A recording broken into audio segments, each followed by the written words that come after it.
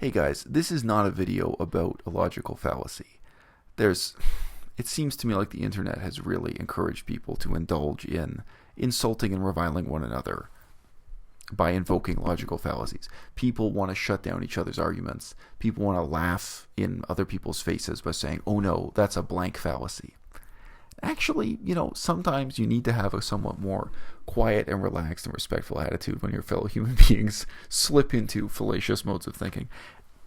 And sometimes, something that's technically a fallacy actually does contribute to the conversation or contribute to the debate in a meaningful way. Because maybe even though they're telling you something in a fallacious way, maybe they're still sharing meaningful information or sharing their own perspective or explaining their own bias.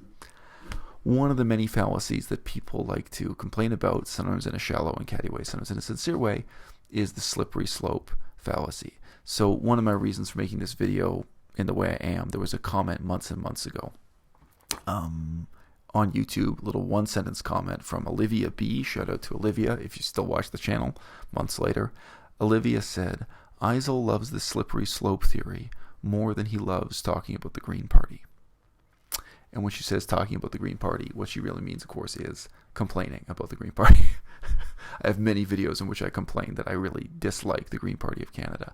I'd like to think all vegans do, or most vegans do, because the Green Party of Canada is terrible for veganism. They support the meat and dairy industry, blah, blah, blah. Don't get me started. But anyway, real slippery slope fallacies do exist in life. If a politician stands up at a podium and says, gay rights should be opposed, gay marriage should be prevented because allowing gay rights would lead to a situation in which 3 men could marry 1 woman or 3 women could marry 1 man, that is a slippery slope argument. That is a genuinely fallacious argument. That's not the way the world works, right? You pass a law, if you have a law that allows people to carry a pistol, in some countries you can, some countries you don't, that doesn't mean that in the future people will be able to carry grenades. It doesn't mean that in the future people will be able to own airplanes or artillery guns or tanks. It doesn't. That's genuine slippery slope reasoning. That's a really fallacious way to think. Much more often, though, I see people using this word and this concept of slippery slope where it doesn't really apply. So one example of this, in earlier videos, I really cautioned my fellow vegans against engaging in violence of any kind, even seemingly small and harmless forms of violence. So when a natural vegan denounced Saoirse Morava as an extremist, you can see I made a video on that. Ludicrous what a natural vegan said. I said, no, let's really talk about extremism. Let's really talk about the problem veganism and animal rights have had historically in the recent past with violent protests, with radicalism. And I talked through one especially moving example of a guy, and you saw that earlier on in his career he was engaged in seemingly trivial forms of violence you could laugh at, forms of violence you didn't have to take too seriously. He and some other animal rights activists broke into a conference of scientists, and they hated these scientists because some of them did experiments on animals, and they smashed up a bunch of bottles of, I forget now if it was wine or champagne. Let's say it's champagne. It was expensive champagne or something. So these scientists at this conference had their champagne bottles smashed by some animal rights activists. And it's like, okay, but I warned in that video, said, yeah, sounds cute now. Just wait to see where this video is going. And this same guy who I discussed in the video, he later went on to put bombs in fur shops selling fur coats, to engage in, violent activism that has real victims, not just crimes against property. And, I think it was in response to this kind of thing that Olivia made this comment saying, hey, Eisel is always invoking the slippery slope fallacy. Okay? That's not a slippery slope fallacy. And I think it's actually worth thinking through in a somewhat philosophically sophisticated way what I really am saying and what I really am warning you about. And the two examples I've used really can be contrasted. When the politician makes that claim about gay rights, it's a slippery slope fallacy because that's not the way legislation works. Okay? When I make this claim about violence having an effect on how your organization itself works, it's not a slippery slope fallacy. I'm warning you. Another one of the warnings I've given vegans repeatedly was, look at the IRA. Within the IRA, the IRA, for those who don't know, in the history of Ireland, the IRA was and still is a radical, violent group trying to achieve political independence for Ireland. So they're basically an anti-British group. Okay, and whenever you read accounts of people who lived with the IRA for many years or see interviews with them, very often, I shouldn't say always, very often they reflect that they lived their lives in fear, not of their enemy. They lived their lives in fear of other people within the organization. Purges and infighting and allegations and rumors. Everyone was afraid that someone else might secretly be a snitch, someone else might secretly be a turncoat, fear of betrayal and reprisal. The violence within the organization kept people living in fear, right? Fear for themselves, fear for their families, etc., etc. So the type of violence within the IRA, and this is a warning, it's not a slippery slope fallacy. It's saying, look, how does your organization change when people can't trust each other in this way? How does your organization change when you've closed the door to the possibility of going to City Hall, of doing fundraising, of having a lawyer, of engaging in real, open, democratic advocacy? When you've closed all those doors because you've opened the door to violence, things change. Things change for how you have friendships with other activists within your organization. Maybe it doesn't become as bad as the IRA, but still. I knew vegans in Canada who were proudly engaging in, cute forms of violence, seemingly trivial forms of violence, destroying property, destroying cages, destroying traps, going out and trying to stop. Okay, this. You think this is cute now? What happens when the police shake down one of your members, and then other people wonder, did he rat me out? Even if it's so-called trivial, so-called cute violence. You went and smashed up a bunch of cages used by wildlife control. It was a real example I knew about. Okay, you think that's cute. Now the government comes to you and says, hey, those cages you destroyed were worth more than $10,000. So it's a serious crime. It falls into this category. We caught one of you. Now we're going to look into your whole organization. Now we've got all your emails. Now we're asking people to rat each other out. I understand completely why you would think of this in terms of a slippery slope fallacy. But for me, there are procedural changes in what the activism itself is. Activism is such a vague term, right? When you've abandoned a set of legitimate democratic methods and you've embraced what I consider illegitimate but violent and illegal methods, it changes who you are. It changes how you and your friends relate to one another. It changes the type of trust and distrust within your organization. And it changes what you mean by activism itself, this vague term, right? There's another angle to this, though, which is psychological, right? The first example of the, let's say, homophobic politician, the politician who's opposed to gay rights. Bureaucracy has no soul. Bureaucracy has no psyche. You can pass a law that makes one type of gun illegal and another type illegal. Hilariously, in many parts of the United States, to have a sawed-off shotgun is completely illegal and is considered a weapon of mass destruction, but in Canada it's not. So there are people in states who have that as a very serious criminal charge. They possess a weapon of mass destruction because they have an illegally modified shotgun. I think it varies from state to state, but in Canada, the same kind of snub-nosed shotgun is permitted. Bureaucracy has no soul. Bureaucracy can live with contradictions. Bureaucracy, again, so the way slippery slope applies to it is very different. Human beings, you can sit down and plan, what are we going to do in the next 5 years? Are we going to open and operate a vegan hot dog stand? Are we going to open and operate a vegan pancake restaurant? Are we going to open and operate a vegan political charity where we raise money and use that money to advocate certain causes in government, to bring a certain message to City Hall, etc., etc. Okay, and you can anticipate how that's going to change you. how the work is going to change you. Any project like that. People ask me for advice all the time. There was one guy who was planning to go back to university, get a degree in law, and try to become some kind of animal rights lawyer. And I talked to him about it. You have to think about not just how your circumstances will change. You have to think about how this process will change you. Because when you go, I remember he said of himself, maybe boastfully, he didn't care about the money at all. He said, well, as long as he has enough money to pay rent, he's happy. I said, you feel that way now. After you've gone through the misery of law school and articling to become a lawyer, which is a form of internship. You go through the law school, you go through the internship process. 10 years from now, you might find that you care a lot about the money. You might find that having gone through that denigrating, boring, exhausting process, that you say, I've been living in poverty and doing this meaningless, denigrating, grinding, exhausting work for so many years. Now I've got to get paid enough to justify the misery I've gone through in law school, in the internship, and probably in having some low-level jobs in the law soon thereafter. Okay? Your suffering will change you.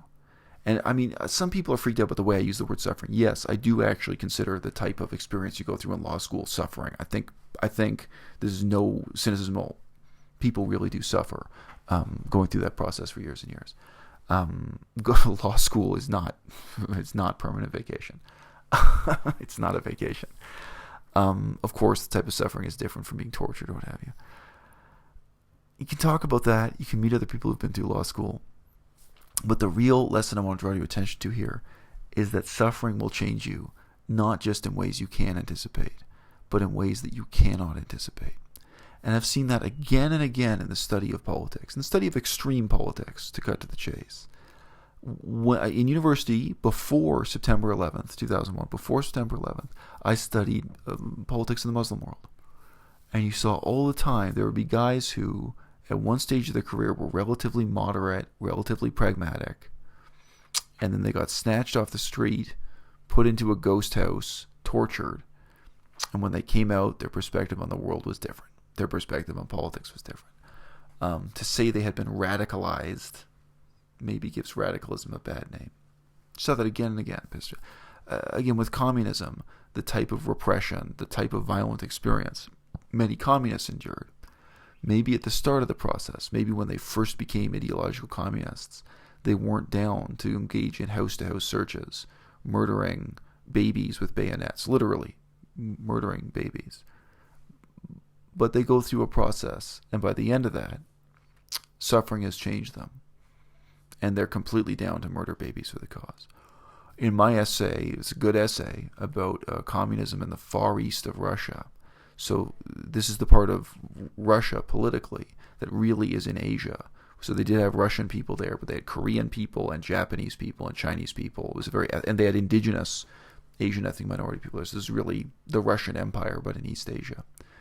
And when the Leninists got there, when the Bolsheviks got there, when the Russian communists got there, well, they were marching to this town. They were giving instructions to the guys.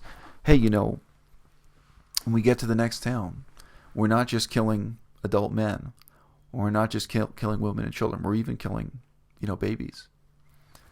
And one of the justifications given for this was because children consume too much milk. And the milk would be needed for the communist soldiers who had broken bones. So this is the old-fashioned supernatural belief that somehow cow milk helps you repair, broken bones. Unlike us vegans. That essay has some dark material in it from human nature. It's not a slippery slope. The role of violence, the role of suffering in general, because the example of law school is completely nonviolent, but there's still suffering, and I've seen that. I've seen that with people with PhDs and MA, all kinds of degrees. Maybe if it's even just having to flatter a professor who you have contempt for, having to cope with a bureaucracy that you feel dehumanizes you, doing work that you find denigrating over years and years. Yeah, there can be real suffering.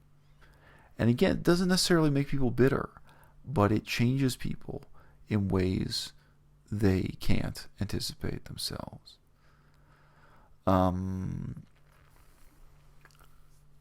I've been through a lot of acute suffering in my life, physical, psychological, and otherwise. I can tell you there is absolutely no way I could have anticipated how separation from my daughter would change me. I may still be figuring out now how that separation from my daughter changed me. The type of suffering I went through in going from spending 24 hours a day, 7 days a week with my daughter, from her birth through the first year of her infancy, to suddenly not seeing her at all. Suffering is tremendous, and some of it is on a very deep instinctual level.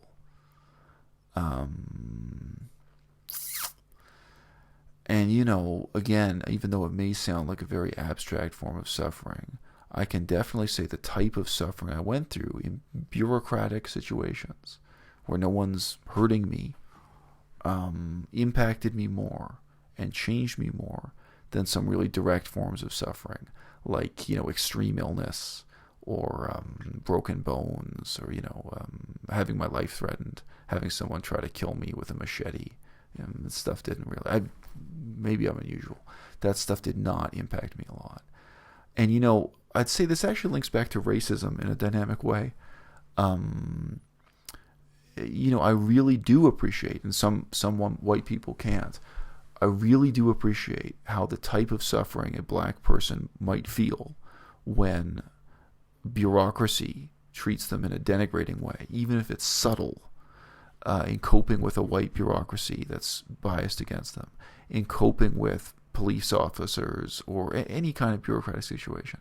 There can be a very subtle but profound effect on people, which again, like being a law student in law school or what have you. And when I'm talking about this suffering changing you, it doesn't have to be something as blunt as broken bones, and it can be over a long period of time that way.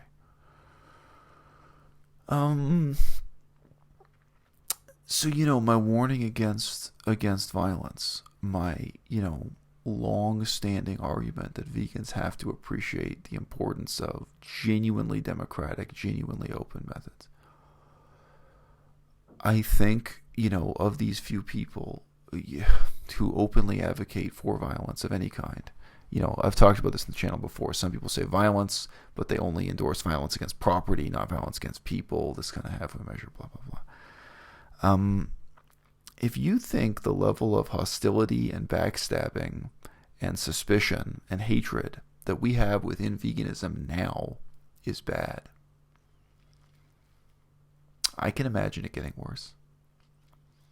I think when you mix terrorism into what's already a bad situation, I can imagine it getting worse.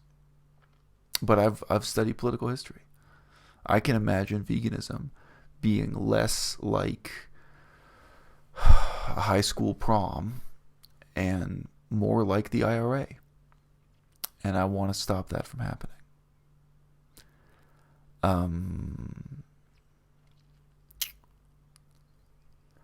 But I know that there are people, and I've met and spoken to people, who want veganism to move towards violence, or they personally want to join groups that use violence, precisely because they feel that violence will discipline their fellow vegans, that violence will bring a form of seriousness and earnestness to the movement, or to their group, their cell within the movement.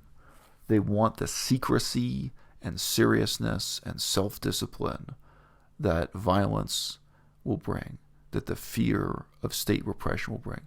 They want the simplicity and clarity of purpose that hostility towards the government will bring, whether they're in England or in the United States or Canada.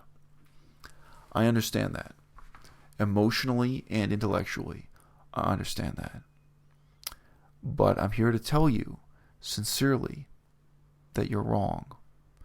And you're not just wrong because getting on that path will put you in a cage, will put you in prison. You're wrong in your means, in your motives, in the ends that you're going towards. You're wrong in the way that you're going to transform the activist group you're a part of, the type of hostility, suspicion, etc. I've already described. And you're wrong because you don't know how suffering will change you. You don't. You think you're not a killer, but you could be. You could become one. You think you're someone who won't rat out your friend to the cops, but you could be. You could become that person. Or you think you wouldn't kill someone who's currently your friend because they ratted you out to the cops, or they ratted out another member of your activist group to the cops. But you could be. You don't know how suffering will change you. And that's not a slippery slope argument.